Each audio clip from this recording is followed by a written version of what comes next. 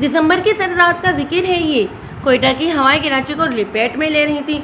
लोग अपने अपने घरों में लिहाफों में दुबके हुए थे। वक्फे वक्फे से सर्द हवाएं सरसराती गुजर रही थी। कुत्तों के भौंकने की आवाज़ें आ रही थीं। शायद वो इस सर्दी का गिला कर रहे थे। ऐसे में एक शॉपर हरकत करता दिखाई दिया। वो चर्मी जैकेट पहने हुए था, सर पर गर्म टोपी और गले में मफलर लिपटा हुआ था। उसने दोनों हाथ जैकेट की जेबों में ठूसे हुए थे। वो जमाल नूर था। उसकी उम्र 26 बरस रही होगी। वो इस वक्त जफर जोन के रिहायशी इलाके में मौजूद था और अपने मतलूबा मकान के सामने पहुंच चुका था। वो खजूर का दरख्त इस मकान के अंदर का था जिसके पत्ते बाहर तक झूल रहे थे। वो कोई मुजरिम नहीं था बल्कि अपनी मंगेतर से मिलने आया था। तकरीबन 15 दिन बाद इनकी शादी थी। छुपकर मिलना इनकी मजबूरी थी क्योंकि इसकी मंगेतर ने कोई फरमाइशी तोहफा उससे मंगवाया था। मंगनी के बाद छुप छुप कर मिलने और बातें करने का तो अपना ही मज़ा है। वरीशा इसकी मंगेतर एक खूबसूरत और तालीम याफ्ता लड़की थी। वैसे तो ये इनकी अरेंज मैरिज थी, लेकिन मंगनी के बाद से दोनों एक दूसरे से राब्ते में थे। वरीशा के घर वाले और जमाल के नूर के घर वाले आपस में रिश्तेदार नहीं थे। ये रिश्ता किसी ने बताया था।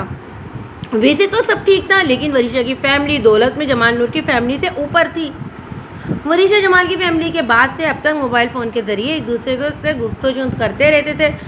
लेकिन भला हो मोबाइल फ़ोन का कि जिसके ज़रिए वो ऐसे आशना हो जिसे बरसों से एक दूसरे को जानते हो। इनकी मंगनी जो है अभी चंद माह पहले हुई थी, लेकिन जब से अब तक जो प्यार मोहब्बत इनके मायबीन चढ़ा था उससे उनकी बेकरारियाँ बढ़ती जा रही थी। दोनों एक दूसरे को पाने के लिए इतने बेकरार हो चुके थे कि शादी की तारीख का इंतज़ार करना मुहाल हो रहा था।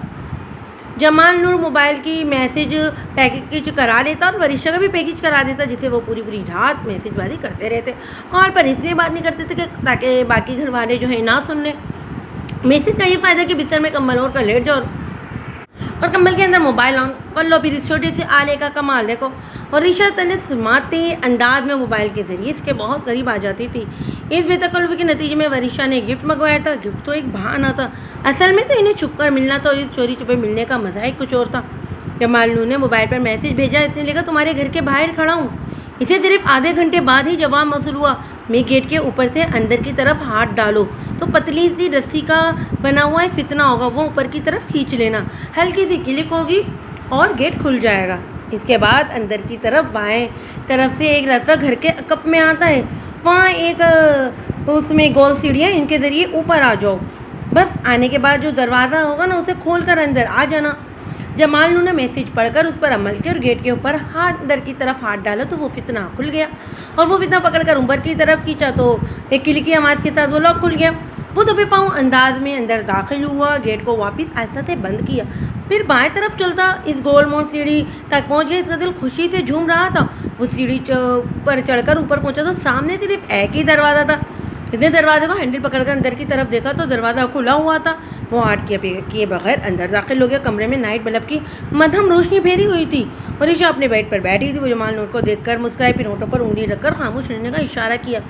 धीमी आवाज़ में बात करना। बराबर वाले कमरे में जिशान भाई सो रहे हैं। वरीशा सरगोशाना अंदाज में बोली, ओके तुम फिक्र ही मत करो जानी मन। जमाल रोमांटिक अंदाज में बोला, अच्छा ये बताओ मेरा तोहफा लाए हो? वरीशा ने सवाली अंदाज में हाथ मिलाया। क्यों नहीं, तुम कहो और मैं ना लाऊं, ये कैसे हो सकता है? जमाल ने अपनी जैकेट की जिप खोली और पैकेट निकाला, फिर इसे वरीशा की तरफ बढ़ाया। ओह थैंक्स गॉड, तुम कितने अच्छे हो। वरीशा ने पैकेट उसके हाथ से लिया और जल्दी जल्दी खोलने लगी, लेकिन जमाल तो तिलिस्माती हुस्न की आबो ताब में खड़ा था। मध्यम रोशनी में भी वरीशा का चेहरा चौदहवीं के चांद की मानत धमक रहा था। ऐसा लग रहा था जैसे वरीशा के वजूद में मगनातीस चुहाएं निकल रही हों और उसे अपनी तरफ खींच रही हों। वो मुश्किल खुद पर काबू क्यों था। अरे तुम खड़े क्यों हो, बैठो ना। उसे तोहफा चेक करके साइड में रखा। जमाल नहीं बेड के किनारे बैठ गया। अभी हमारी शादी में ना कुछ दिन बाकी हैं। मुझे ये कुछ दिन सदियों के बराबर लग रहे हैं। तुम्हें पाने की तरफ दिन ब दिन बढ़ती जा रही है। एक एक पल भारी हो गया है। अरे मजनू साहब थोड़ा सब्र कीजिए, ये वक्त भी गुजर जाएगा। जब इंसान अच्छा या बुरा, नफ़ा नुकसान का पहलू फरामोश कर देता है और तो जज्बात की रोह में बह जाता है। वरीशा इसे रोकती रही, लेकिन जमाल ने एक ना सुनी। जमाल, ये जो सब कुछ हुआ है ठीक नहीं हुआ। वरीशा की लड़ती आवाज़ उभरी। अरे सब ठीक है, तुम क्यों फिक्र करती हो? बस 10 दिन बाद तो हमारी शादी हो जाएगी, क्या फ़र्क पड़ता है? जमाल नूर ने उसे तसल्ली दी। तुम क्यों टेंशन ले रही हो, कुछ नहीं होगा। जमाल ने बिखरे बालों पर हाथ फेर कर कहा और बाहर निकल गया। वो जिस खामोशी से आया था, इसी खामोशी से वो अकबी रास्ते से बाहर सड़क पर पहुंच गया। अगले दिन भी जमाल नूर मैसेज के जरिए वरीशा को तसल्लियां देता रहा, क्योंकि रात वाले सानिए से वो कदरे घबरा गई थी। लेकिन जमाल नूर ने मैसेज करके उसे खासा मुतमईन कर दिया और वो नॉर्मल हो गई। जमाल भी मुतमईन था, लेकिन आतिशे इश्क बजाय ठंडी होने की ओर भड़क गई थी। जमाल नूर मजीद बेकरार हो चुका था, लेकिन जो वो गलती कर चुका था वो दोबारा नहीं कर सकता था। घर में शादी की तैयारियां उरूज पर थीं। अम्मी, अब्बू, बहनें और भाई सब अपने अपने कामों में लगे हुए थे। जमाल नूर भी खुश था। शादी में सिर्फ 5-6 दिन बाकी बचे थे। आज जमाल के घर वाले वरीशा के घर जामा जोड़ी की रस्म करने जा रहे थे। दुल्हन और उसके घर वालों के कपड़े और तोहफे पहुंचाने घर वाले जा चुके थे, लेकिन सिर्फ जमाल घर पर था। उसने ऑफिस से छुट्टियां ले रखी थी और वक्त गुजारने के घर से अपने कमरे में बैठा हुआ था। तकरीबन 4 घंटे बाद घर वाले रस्म अदा करके वापस आ गए, लेकिन वापसी में जो है सबके चेहरे उतरे हुए थे। जमाल को बहुत तशवीश हुई। उसे लगा कि कोई गैर मामूली बात हुई है, क्योंकि जो वो सामान लेकर गए थे वो वापस ले आए थे। अम्मी और अब्बू के चेहरे लटके हुए थे। जमाल ने जब ये सूरत हाल देखी तो उससे हैरान आ गया। उसने पूछा, अम्मी जान खैरियत तो है, कोई बात हुई है क्या? अरे बेटा मत पूछो, बड़े ही कम ज़र्फ लोग थे, अपनी असलियत दिखा दी उन्होंने, और अच्छा ही हुआ, वरना शादी के बाद असलियत दिखाते तो हम तो फंस गए होते। नजमा बेगम ने काफ़ी गुस्से भरे लहजे में कहा था। क्या मतलब? जमाल नूर ने खदशात से भरा सवाल किया। बेटे हम रिश्ता तोड़ा है, वहाँ इन लोगों से बहुत तलब कलामी हो गई थी। बाबा जान बोले। जमाल के पैरों से तो ज़मीन ही निकलती महसूस हुई थी। उफ मेरे खुदा, ये क्या हो गया? जमाल सर पकड़ कर बैठ गया। अरे बेटा तुम फिक्र मत करो, मैं ऐसे कई रिश्ते तुम पर से वार करके फेंक दूं। लड़कियों की कमी थोड़ी है, मेरा बेटा लाखों में एक है। लड़कियों की लाइन लगा दूंगी। और वो कल मुझे रुकैया जिसने ये रिश्ता बताया तो इसकी तो मैं कल ही जाकर खबर लूँगी। ऐसे खबीस लोगों का रिश्ता बताया था इसने। नजमा बेगम तुर्की पर तुर्की बोली थी। ऐसे कैसे हो गया? ओ माय गॉड, बहुत बुरा हुआ। जमाल अपने बालों को मुट्ठियों से पकड़कर नोचने लगा। तू गम ना कर बच्चे, मैं किसी अच्छे घराने में तेरी शादी इसी धूमधाम से कराऊंगी। वरीशा के घर वाले जल भुन कर रह जाएंगे। नजमा बेगम फिजा में हाथ नीचा कर बोली थी, लेकिन वो नहीं जानती थी कि जमाल को असल फिक्र क्या थी।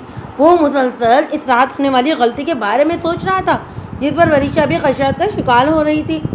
लेकिन जमाल उसे तसल्लियां देकर मुतमईन कर रहा था, और आज वही हो गया जो नहीं होना चाहिए था। जमाल खामोशी से अपने कमरे में आकर चुपचाप बैठकर आंखें मूंद कर लेट गया। उसका दिमाग किशमिश का शिकार था। उसके समझ में नहीं आ रहा था कि क्या करे।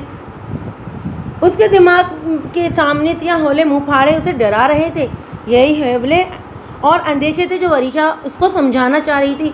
जमाल अपने आप को कोस रहा था कि काश जो जज्बात की रोह में ना भेजता तो ये सब नहीं होता। वरीशा कंवारी नहीं रही थी और फिर शादी से 5 दिन पहले ये नौनाक वाकया पेश आ गया। अगले दिन जमाल दोपहर तक सोता रहा, क्योंकि वो रात देर तक जागता रहा था। उसने वरीशा को भी कई मैसेज किए, लेकिन वहाँ से कोई रिप्लाई नहीं आया। उसकी तरफ से मुकम्मल खामोशी थी, और ये खामोशी जमाल के लिए किसी अजाब से कम तो न थी। ना जाने उसने वरीशा के हवाले से कितने ख्वाब देखे थे, सब चिकनाचूर हो गए थे। झगड़ा भी दोनों पार्टियों के बड़ों में हुआ था। जमाल अकेला कुछ भी नहीं कर सकता था। उसे मजबूरन खामोश बैठना पड़ा था। जमाल के जहन में इससे होने वाली गलती बागुश कर रही थी। इस गलती के हवाले से कोई नया झगड़ा ना खड़ा हो जाए। उसके जहन में यही था कि कहीं हमल ना टेर जाए, वरना लेने के देने पड़ जाएंगे, और अगर ये हकीकत इनके बड़ों के इल्म में आएगी तो बदनामी अलग होगी। वो कहीं मुंह दिखाने के काबिल भी नहीं रहेगी। यही सोचकर जमाल को झुरझुरी आ गई। वो दोनों हाथों से सर पकड़े बैठा था। इस वक्त इसके मोबाइल की मैसेज टून बजी। उसे चौंक कर स्क्रीन देखी तो कोई मैसेज था। उसे मैसेज खोला तो वरीशा का मैसेज था। लिखा था, जमाल एक बुरी खबर है, मैं माँ बनने वाली हूँ। ये मैसेज पढ़कर जमाल पर बिजलियाँ गिरी थी। उसने लड़ते हाथों से जवाब लिखा, तुम फिक्र नहीं करो, सब ठीक हो जाएगा। अभी मामला ताज़ा, जब इन सबके दिमाग ठंडे होंगे तो मैं सबको मना लूँगा, डोंट वरी। जमाल ने मैसेज तो कर दिया था, लेकिन वो यकीन से नहीं कह सकता था कि वाकई सब ठीक हो जाएगा। फिर वरीशा का मैसेज आया, अगर हम दोनों के बड़ों में सुलह ना हो सकी तो तब क्या होगा? जमाल मैसेज पढ़कर सोच में पड़ गया कि उसका क्या जवाब दे। फिर कुछ सोचकर उसने लिखा, अरे तुम फिक्र मत करो, कुछ नहीं होगा, बस तुम ख्याल रखना कि इस बात का घर वालों को मत बताना, वरना तुम्हारी बहुत बदनामी होगी। मैं कोशिश कर रहा हूँ कि मामला जल्द से जल्द हल कर लूँ। बेशक शादी की तारीख एक आध माह मौखर क्यों ही ना हो जाए। ये मैसेज करके जवाब का इंतज़ार करने लगा। कुछ देर में फिर एक मैसेज आया, ठीक है तुम जैसा कहते हो मैं वैसा ही करूँगी, बस ये सोच लो कि मेरी इज्जत जो है तुम्हारे हाथ में, जो कुछ भी करना सोच समझ कर करना। जमाल ने मैसेज पढ़ा और गहरा सांस लिया। वरिशा आपका कदरे मुतमईन थी। उसके मैसेज कोई नहीं आया। गालिबन वो जमाल की बातों से मुतमईन हो चुकी थी। जमाल अपने कमरे से निकलकर जमीला नजमा बेगम के कमरे में पहुंचा। नूर मोहम्मद हाफिज जा चुके थे। इसके वालिद एक सरकारी इदारे में क्लर्क थे। नजमा बेगम अपनी अलमारी के कपड़े दुरुस्त कर रही थी। अम्मी जान, क्या सुलह की कोई सूरत नहीं हो सकती? जमाल ने बड़ा झिझकते हुए पूछा। सवाल ही पैदा नहीं होता। उन्होंने हमारे होते होते को भी गालियां दे डाली हैं। बस हाथापाई की ही कसर रह गई थी। नजमा बेगम तड़क कर बोली, ऐसा भी क्या इख्तिलाफ कि रिश्ता ही ख़त्म हो गया? जमाल ने कहा, मैं तो कहती हूँ कि तुम इस लड़की को भूल जाओ, क्योंकि सुलह की कोई ज़रूरत नहीं। तुम्हारे बाबा जान का भी यही ख्याल है। उन्होंने हमारी पेट भर के बेइज्जती की है। दौलत का गरूर है इन्हें। हम कोई गिरे पड़े तो नहीं कि इनकी बकवास सुनते रहें। नजमा बेगम ने फैसला कुन लहजे में कहा। ये सुनकर तो जमाल का चेहरा लटक गया। वो खामोशी से अपने कमरे में आ गई। उसकी कुछ समझ में नहीं आ रहा था कि अब आगे क्या होगा। वो वरिशा को क्या जवाब देगा। आज जमाल की शादी का दिन था, लेकिन शादी नहीं हो रही थी। वो बहुत अफसरदा था। अगर उनके बड़ों में झगड़ा ना होता तो वो आज दूल्हा बना होता। गुज़िश्ता 2 दिन से वरिशा का भी कोई मैसेज नहीं आया था। वो खुद से वरिशा को छेड़ना नहीं चाह रहा था, क्योंकि उसके पास इस मसले का कोई हल नहीं था। अभी वो इसी सोच में था कि इसके मोबाइल की टून बजी। वो डियर जमाल, मुझे अफसोस के साथ कहना पड़ रहा है कि मेरी दूसरी जगह शादी तय कर दी गई है और आज से ठीक 5 दिन बाद मेरा निकाह है। ये रिश्ता हमारे रिश्तेदार ने बताया और जल्द ये रिश्ता टूटने की वजह से की जा रही है। मेरे घर वाले तुम्हारे घर वालों से बहुत मुतफिर हो चुके हैं। वो जल्दबाजी इसलिए भी कर रहे हैं कि तुम्हारे घर वालों को नीचा दिखा सकें। लेकिन मैं तुमसे पूछती हूँ कि तुम्हारा क्या जवाब है? जमाल मैसेज पढ़कर उलझ गया कि क्या जवाब दे। उससे चलना मैं सोचा, फिर मैसेज लिखा। मैंने अपने अम्मी और बाबा जान से बात की, लेकिन वो नहीं मान रहे और उनके मुताबिक सुलह की कोई सूरत नहीं। मैं सिर्फ तुम्हारे इस मसले के पेश नज़र तुम्हें परेशान नहीं करना चाहता था, लेकिन अब तुम बता रही हो कि ठीक 5 दिन बाद तुम्हारा निकाह है। अब हम दोनों बुरी तरह फंस चुके हैं। अगर तुम ये शादी चुपचाप कर लेती हो तो तुम्हारा वो मसला हल हो सकता है जिसके लिए तुम परेशान हो। तुम्हारी शादी के बाद तुम्हारे शोहर के खाते में चला जाएगा। इस तरह तुम बदनामी से बच जाओगी। बस एक यही हल नज़र आता है मुझे इस मसले का। जमाल ने मैसेज भेज दिया। 3 मिनट बाद मैसेज का जवाब आया। डियर जमाल, मैंने तुम्हारी मोहब्बत में बहुत बड़े बड़े ख्वाब देखे थे, लेकिन हमारी एक लर्जिश ने हमारे ख्वाब चकनाचूर कर दिए। बस अब ये मेरा आखिरी मैसेज होगा। आज के बाद हम एक दूसरे को बिल्कुल भूल जाएंगे। जो कुछ भी आज हमारे दरमियान हुआ था हम समझेंगे कुछ भी नहीं हुआ। इसी में हम दोनों की भलाई होगी। खुदा हाफिज। वरिशा का ये आखिरी मैसेज था। जमाल ने गहरी सांस ली, जैसे इसके सर से बहुत बड़ा बोझ हट गया।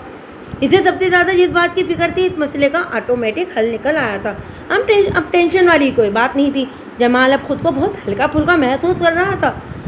रिश्ता टूटने के बाद से वरिशा को अंदेशों ने घेर लिया था। इस रात जो सानिया हुआ था, उसके 24 घंटे के बाद वरिशा को अपनी तबीयत कुछ अजीब सी लग रही थी। वो तालीम याफ्ता थी, लिहाजा उसके दिमाग में खतरे की घंटी बज गई। उसने किसी न किसी तरह एक प्रेगनेंसी टेस्ट करवा लिया, फिर अपने तौर पर टेस्ट कर लिया। टेस्ट जो है पॉजिटिव आया था, जिसके पेश नज़र वो अच्छी खासी परेशान हो गई थी। फिर बड़ों में झगड़े के बाद तो रिश्ता ही ख़त्म हो चुका था और जमाल के बाद अब वो किसी और की दुल्हन बनने जा रही थी। सफदर का होने वाला नया दूल्हा था। आज अरीशा की शादी थी। पूरा घर सजा हुआ था। शादियाने बज रहे थे। हर तरफ घुमघाई थी। घरों में मेहमानों की बहुतात थी। लड़कियां, औरतें, बच्चे, नौजवान, बूढ़े सभी मौजूद थे। अरीशा को दुल्हन बनाया जा रहा था। वो एक बहुत बड़ा सच अपने अंदर छुपाए बैठी थी, जिसका राजदार सिर्फ जमाल था। और आज ये घिनौना सच समंदर की गहराइयों में छुपने जा रहा था। सफदर का होने वाला शौहर एक सीधा साधा शरीफुन्नस शख्स था। वो एक बेहतरीन IT इंजीनियर था, खूबसूरत भी था। वरिशा ने जब सफदर का फ़ोटो देखा तो वो एक लम्हे के लिए अपने सारे दुख भूल गई थी। जमाल के लिए दिल में घर बना चुकी थी, लेकिन हालात ने एकदम पलटा खा और वो जमाल के बजाय सफदर की मनुका बनने जा रही थी। इस मसले का हल सफदर की सूरत में निकल आया था। इसलिए जमाल इधर वरिशा खामोशी से बैठ गए थे और फिर अपने एरिया के महंगे रेस्टोरेंट में इसकी शादी अंजाम हुई। वो रुखसती के बाद जबरदों से गुलपेटे पोश इलाके में सफदर के घर आ गई। शादी की रात वो बहुत डरी हुई थी, लेकिन कोई गैर मामूली बात नहीं हुई और यूँ वो मज़ीद मुतमईन हो गई। इसके बाद ज़िंदगी नॉर्मल हो गई। शादी के कुछ दिन बाद उसने पहले किसी लेडी डॉक्टर से रुजू किया, फिर सफदर को खुशखबरी सुनाई कि वो बाप बनने वाला है। सफदर भी ये खबर सुनकर खुश हुआ। सफदर के घर वाले भी खुश हुए। इन बेचारों को क्या खबर थी कि बच्चे का बाप तो कोई और है। सफदर भी वरिशा को पाकर बहुत खुश था कि शादी के फ़ौरन बाद ही उसने इसके ख़ानदान को खुशियों से हमकिनार कर दिया था। वो एक ज़हीनो पतीन खूबरू शख्सियत का हामिल था और एक इंटरनेशनल कंपनी में IT इंजीनियर था। वो अपने इदारे में हर दिल अजीज शख्स समझा जाता था। उसके बॉस इसके काम से बहुत खुश थे। खुश क्यों ना होते, सफदर था भी तो बहुत सही। यूँ भी इसने आईटी में डिप्लोमा किया था, वो कंप्यूटर टेक्नोलॉजी का माहिर था। इदारे में होने वाली किसी भी कंप्यूटर की पेचीदगी को एक पल में ही ख़त्म कर देता था। यही वजह थी कि वहाँ सफदर को सब लोग बहुत पसंद करते थे। लेकिन जहाँ सज्जन होते वहाँ दुश्मन भी होते। जवेरिया और नवेद भी इसी इदारे के इसी डिपार्टमेंट में काम करते थे, जिसमें सफदर और ये दोनों सफदर से बहुत जलते थे। जवेरिया और नवेद की आपस में काफ़ी अंडरस्टैंडिंग थी। दरअसल जवेरिया सफदर को बहुत पसंद करती थी। सफदर था भी बहुत खूबसूरत। जहानत ने उसकी खूबसूरती को चार चांद लगा दिए थे। वो हमेशा से लड़कियों से दूर भागता आया था। जवेरिया काफ़ी अर्से तक इसके आगे पीछे घूमती रही, लेकिन सफदर ने उसे मुंह नहीं लगाया। यहाँ तक कि सफदर की शादी हो गई।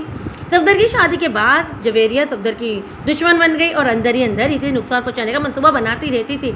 लेकिन वो अब तक कामयाब ना हो सकी। वो बस नॉर्मल रहती, लेकिन वो चाहती थी कि सफदर के इदारे में बड़े पैमाने पर बेइज्जती हो और वो इस इदारे से निकाल दिया जाए।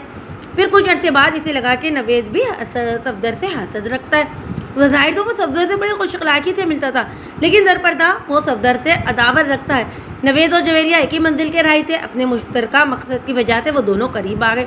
ये मकसद इनकी दोस्ती का सबब बन गया। वो दोनों आपस में दोस्त बन गए। लंच टाइम में नवेद जवेरिया के कैफेटेरिया में मौजूद होता था। मैं चाहती हूँ कि बॉस की नज़र में सफदर की क्लासिकल बेइज्जती और वो इस इदारे से निकाला जाए, तभी मेरे कलेजे में ठंडक पड़ेगी। जवेरिया सैंडविच चबाते हुए बोली। लेकिन सवाल तो ये पैदा होता कि वो क्लासिकल बेइज्जती ऑटोमेटिक तो होगी ही नहीं। इसके लिए हमें कुछ ऐलान करना होगा। नवेद ने सैंडविच मुंह में रख लिया और जवेरिया को जवाब तलब नज़रों से देखा। और प्लान ऐसा मुनज़्ज़म होना चाहिए कि सांप भी मर जाए और लाठी भी ना टूटे। जवेरिया बोली। नवेद ने सोचते हुए बोला, ठीक है, मैं कुछ सोचता हूँ और तुम्हें कल कोई प्लान बताऊँगा। ठीक है, तुम कल तक सोच लो। मैं जल्द अज जल्द सफदर को बेइज्जत होता देखना चाहती हूँ। जवेरिया दांत पीस कर बोली थी।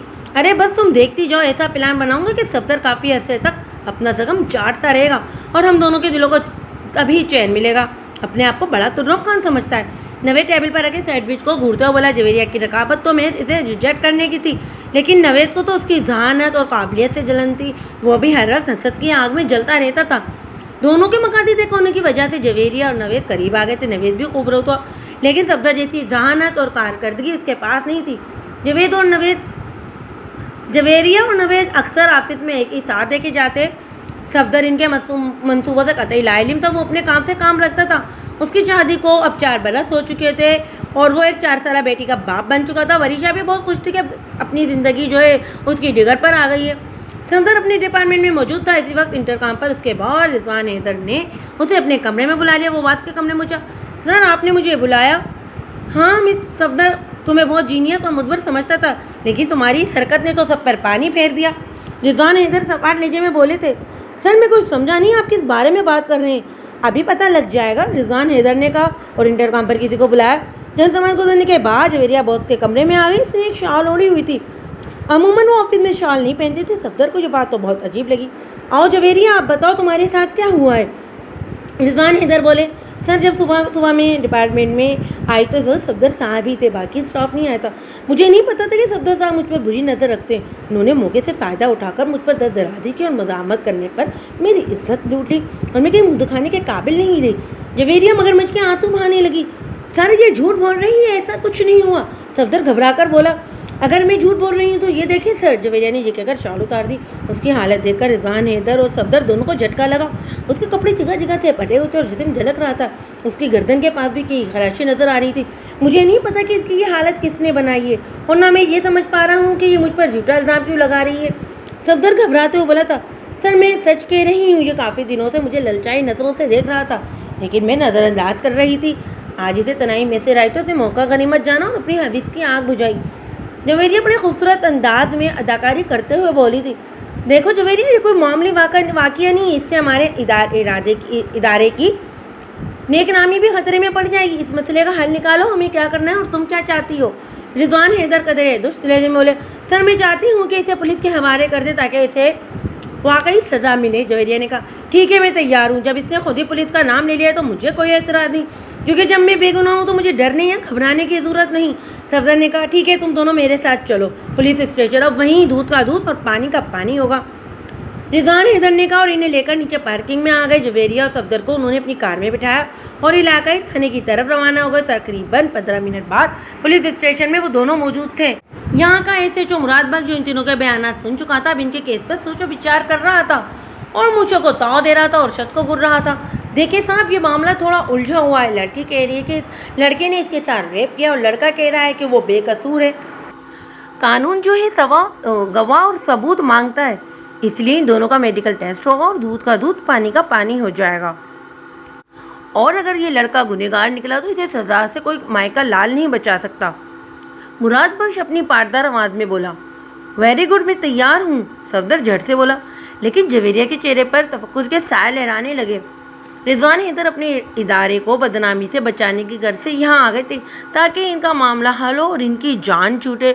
मुराद बख्श ने अपने हवालदार को बुलाया और उसे हुक्म दिया कि वो जवेरिया और सफदर को मेडिकल लैब ले जाए और इन दोनों का मेडिकल करवाए और इसकी रिपोर्ट तहरीरी तौर पर बनवाए और रिपोर्ट मुल्जिमान को वापस थाने लेकर आए। इसके लिए इसने तहरीरी तौर पर एक इजाज़तनामा लिख कर दिया। जमाल का वरीशा से रिश्ता टूटने के बाद राब्ता बिल्कुल ख़त्म हो चुका था, लेकिन वरीशा की यादें इसके दिमाग पर नुक्श हो चुकी थीं। बड़ों की लड़ाई में वो नाहगानी तौर पर पिस गए थे, लेकिन जो गलती जमाल से हुई थी उसके नतीजे में होने वाली अज़ीमुश्शान बेइज्जती से वो बच गए थे। खैर, वरीशा की यादें अभी भी रफ्ता रफ्ता मुकम्मल हो गई थी। फिर कुछ अरसे बाद ही उसकी शादी नादिश से हो गई। नादिश एक तालीम याफ्ता और सुलझी हुई लड़की थी। नादिश से शादी करके जमाल सब कुछ फरामोश कर बैठा था। नादिश खूबसूरत भी थी और खूबसीरत भी।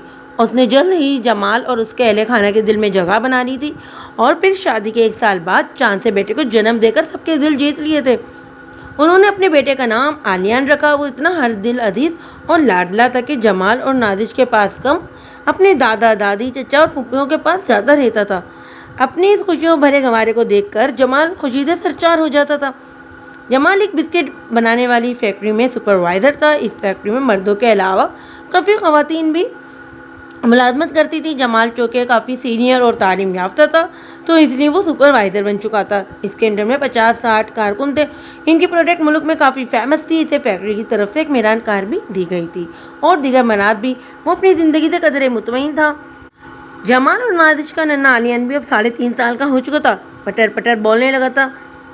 इनके घर में माँ सिवाय आलियान के कोई बच्चा छोटा नहीं था, क्योंकि बहन भाइयों में जमाल सबसे बड़ा था। जमाल के बाद इसकी 2 बहनों की शादी हुई थी, लेकिन वो अभी तक साहब औलाद नहीं हुई थी।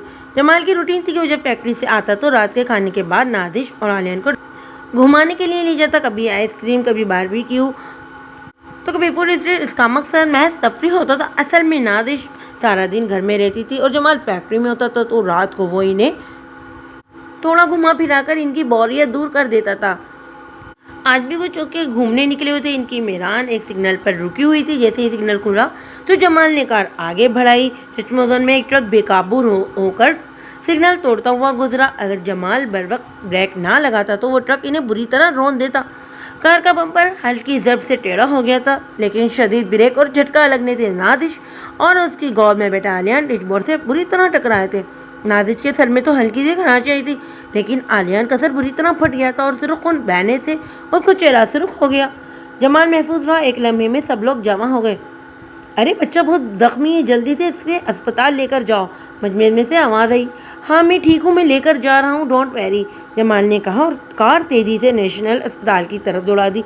वो आलियान को लेकर इमरजेंसी में पहुंचे। आलियान पर नीम गनूदगी तारी थी। ऐसा लगता था कि इसके दिमाग के अंदर चोट आई है।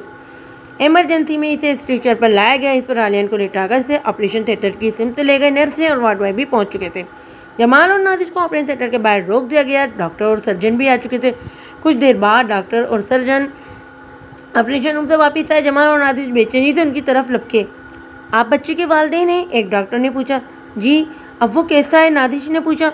सर में 12 टाँके हैं। वैसे तो घबराने की कोई बात नहीं है, लेकिन चूँकि बच्चे पर गनूदगी की वजह से ब्रेन ऑक्सीजन करवाना होगा ताकि हमें मालूम हो सके कि खुदा ना खासा कोई अंदरूनी चोट तो नहीं आई, डॉक्टर ने कहा।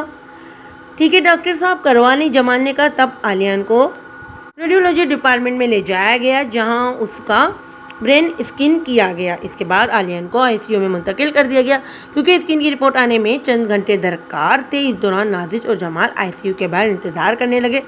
ताकि इसकी रिपोर्ट आए तो सूरत हाल वाज़ेह हो। मेरे खुदा, ये क्या हो गया बैठे बैठा है। नादिश ने दोनों हाथों से सिर थाम लिया था। खुदा पर भरोसा रखो, सब ठीक हो जाएगा इंशाअल्लाह, कोई भी रिपोर्ट में गड़बड़ नहीं आएगी। मैंने अम्मी अब्बू और अरसलान को इतला दे दिया, वो लोग भी पहुंचने वाले होंगे। जमाल ने नादिश को तसल्ली दी। खुदा करे ऐसा ही हो। नादिश आंसू पोंछते बोली। वो दोनों आईसीयू के सामने लगी बेंच पर बैठ गए। इस वक्त एक और मरीज को आईसीयू में ले जाया जा रहा था। इसके मुंह पर ऑक्सीजन मास्क लगा था। इसके बावजूद जमाल इसे पहचान गया था कि वो वरीशा थी। चंद घंटे बाद हवालदार सफदर और जवेरिया को लेकर वापस थाने पहुंच गया और एक लिफाफा मुराद बख्श को थमाया। रिजवान हैदर अभी तक पुलिस स्टेशन में मौजूद थे। सफदर और जवेरिया रिपोर्ट सुनने के मुंतजिर थे। मुराद बख्श ने लिफाफे से तह किया हुआ कागज निकाला और करीब की नक निकाल कर पढ़ने लगा। फिर वो चश्मे के ऊपर से जवेरिया, सफदर और रिजवान हैदर को घूरने लगा। क्या हुआ इंस्पेक्टर साहब, क्या रिपोर्ट आई है? रिजवान ने हैदर साहब से बेचैनी से पूछा। रिपोर्ट के मुताबिक लड़की का रैप ही नहीं हो, वो ड्रामा कर रही है, मुराद बख्श ने कहा। Thank God. सफदर ने रिजवान हैदर की तरफ फातिना अंदाज में देखते हुए कहा। जी हाँ, लड़की की मेडिकल रिपोर्ट के मुताबिक इसकी डीएनए रिपोर्ट में लिखा है कि ये पैदाइशी तौर पर बाप नहीं बन सकता। मुराद बख्श सफदर की तरफ देखते हुए बोला था। सफदर फातिना अंदाज में मुस्कुरा रहा था, लेकिन जब इसने मुराद बख्श के जुमले पर गौर किया तो इसकी मुस्कुराहट गायब हो गई। इसका ध्यान जवेरिया की तरफ से हटकर वरीशा और इसकी बेटी की तरफ गया। मुझ में पैदाइशी तौर पर बाप बनने की सलाहियत नहीं, तो आरजू किसकी बेटी है? आरजू सफदर की बेटी का नाम था। जवेरिया के स्कैंडल से तो बाइज्जत भरी हो गया था, लेकिन दूसरा धमाका इसके दिमाग में हो चुका था। रिजवान हैदर ने पुलिस स्टेशन की ज़ाब्ते कार्रवाई मुकम्मल की, तब वो वापस अपने इदारे की तरफ रवाना हो गए। जवेरिया काफ़ी शर्मिंदा नजर आ रही थी।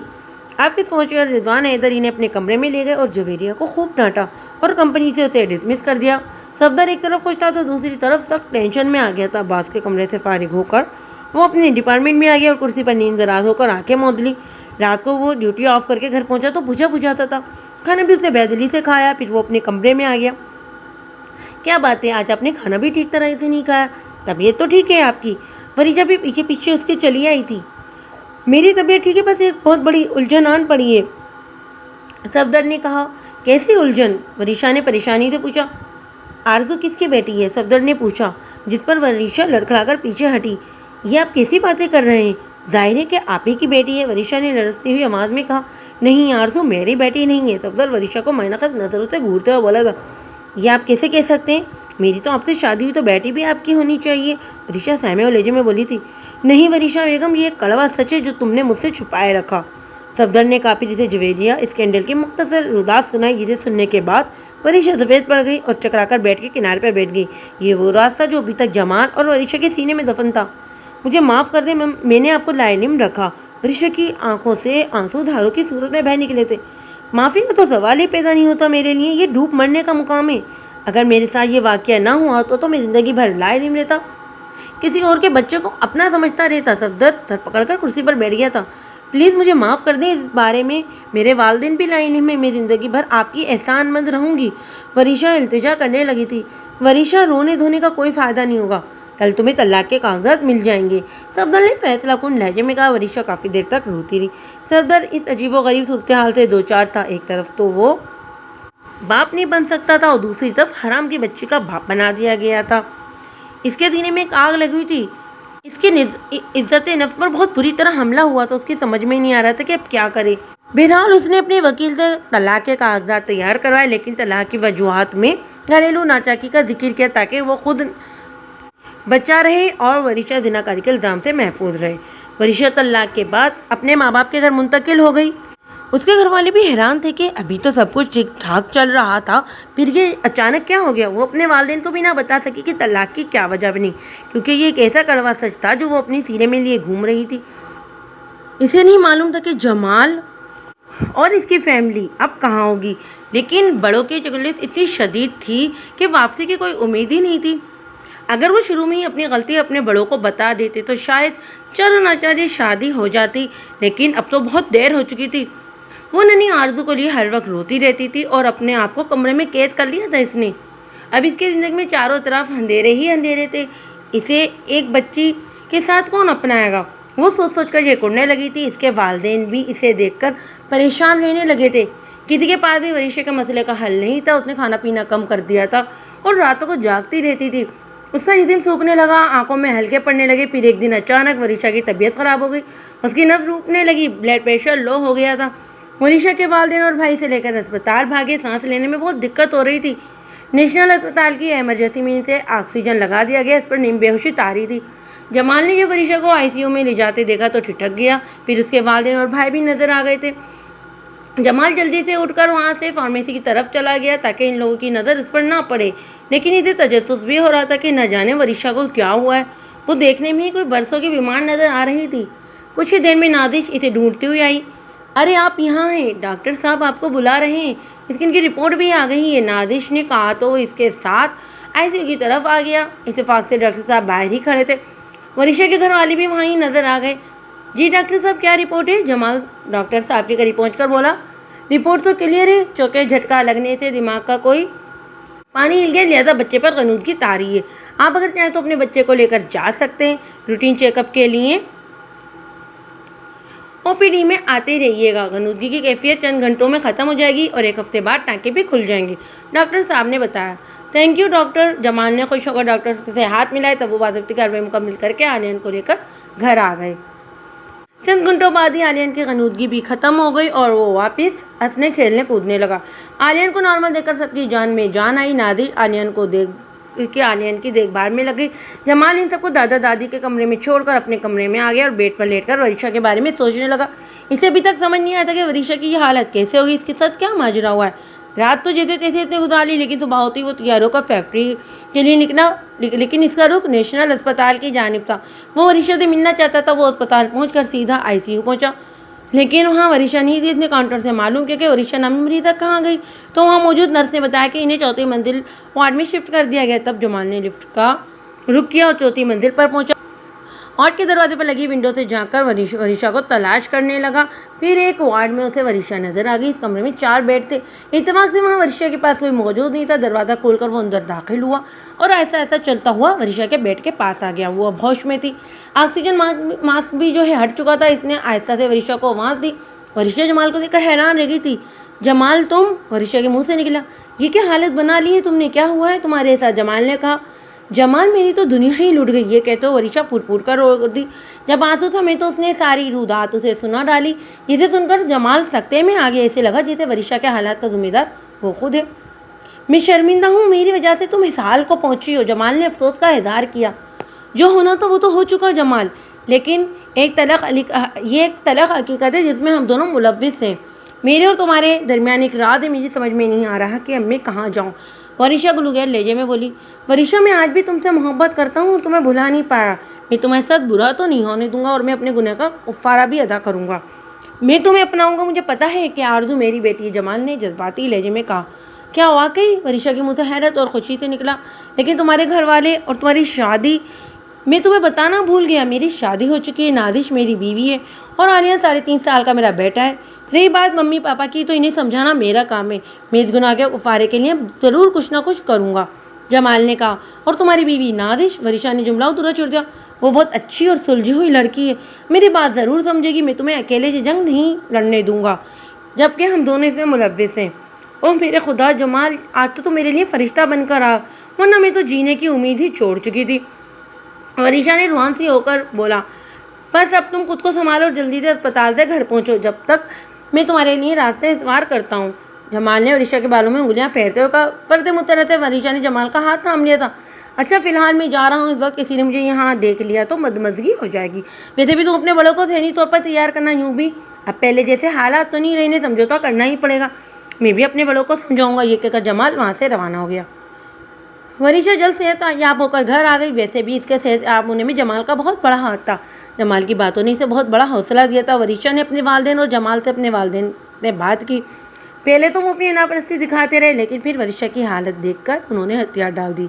नादिश अलबत्ता सोच में पड़ गई, क्योंकि किसी भी औरत के लिए एक सौतन बर्दाश्त करना बड़े हौसले की बात होती है। नादिश मैं तुम्हारे जवाब सुनने के लिए मुंतज़िर हूँ, जमाल ने नादिश से कहा। तुमने मुझे अजीब उलझन में डाल दिया है। मुझे समझ में नहीं आ रहा कि तुम्हें क्या जवाब दूँ। और सब कुछ बर्दाश्त कर सकती है, लेकिन सौतन को नहीं। नादिश तसुब के आलम में बोली। देखो नादिश, सीधी और सच्ची बात तो ये है कि हम जिस माशरे में रहते हैं दूसरी बीवी का तसव्वुर ना होने के बराबर है, लेकिन अगर हम एक मसले का हल एक मुसलमान होने के नाते कुरान से ले तो बहुत साफ सुथरा हल मौजूद है। अल्लाह पाक कुरान पाक के जरिए फरमाते हैं कि एक मर्द 4 बीवियां रख सकता है, बशर्ते कि वो इन चारों से इंसाफ कर सकता हो, इनके साथ मुसावात कर सकता हो। मेरी जॉब अच्छी है, बड़ा घर है, इस घर में अगर वरीशा और आरज़ू को सिर छुपाने की जगह मिल जाएगी तो इस नेकी के सिले में अल्लाह पाक तुम्हें न जाने कितना अजर दे, जिसका तुम तसव्वुर भी नहीं कर सकती। वरीशा एक औरत है और इसका दुख तुम समझ सकती हो, अब फैसला सिर्फ तुम्हारे हाथ में। जमाल ने कहा, तुम ठीक कहते हो जमाल, अभी पलक झपकते में हमारा एक्सीडेंट हो गया, आलियान को दूसरी ज़िंदगी मिली, न जाने हमारी कौन सी नेकी काम आ गई। वरीशा के साथ जो हुआ वो भी एक हादसा ही है। मैं नहीं चाहती कि मेरी ज़िंदगी में कोई अधूना हादसा रोनवा। मैं वरीशा जैसी मजबूर औरत की हाय नहीं लेना चाहती। अल्लाह ने हमारे नसीब में जो लिखा है इसमें वरीशा और आरज़ू का भी हिस्सा है। मेरे दिमाग का धुन चढ़ चुका है, मैं वरीशा और आरज़ू को इस घर में लाऊंगी, नाज़िश जज्बाती अंदाज में बोली। जमाल उसे सताइशी नज़र से देखने लगा। जमाल ने वरीशा का नंबर मिलाया और उसे जो खुशखबरी सुनाई कि जमाल के वालिदैन और नाज़िश राज़ी हो चुकी है और कल वो काजी साहब को लेकर उसके घर आ रहा है। उनका निकाह सादगी से होगा। यह खबर सुनते ही वो फरते मुसर्रत से रोने लगी। अगले रोज जमाल, उसके वालिदैन नाज़िश और वरीशा के घर पर मौजूद थे। काजी साहब आ चुके थे। घर में खामोशी थी। वरीशा और जमाल के अहले खाना थे। वहाँ जमाल और वरीशा का निकाह पढ़ाया गया। वरीशा घर के कपड़ों में थी, बस एक दरबर दुपट्टा ओढ़ रखा था उसने। निकाह की रकम बड़ी सादगी से अंजाम पाई। दुआ की गई। फिर वरीशा और जमाल के वालिद गले मिले, पुराने गिले शिकवे दूर किए। नाज़िश और वरीशा के हाथ थाम कर उसे मुबारकबाद देने लगी। जमाल इन दोनों को मुस्कुराते हुए देखने लगा। इतने में आरज़ू अपनी माँ और वरीशा को ढूंढती हुई कमरे में आ गई, जिसे लपक कर जमाल ने गोद में उठा लिया। इसे मालूम था कि आरज़ू वरीशा और उसके प्यार की निशानी है। उसने आरज़ू को खूब प्यार किया और गले से लगाया। मैं आपका कौन हूँ? जमाल ने आरज़ू के प्यार से पूछा। आप अंकल हैं? नन्ही आरज़ू ने धीमी आवाज़ में कहा। नहीं, हम आपके बाबा जान हैं। क्या हैं? जमाल ने मुस्कुराते हुए आरज़ू को सबक की तरह पढ़ाया।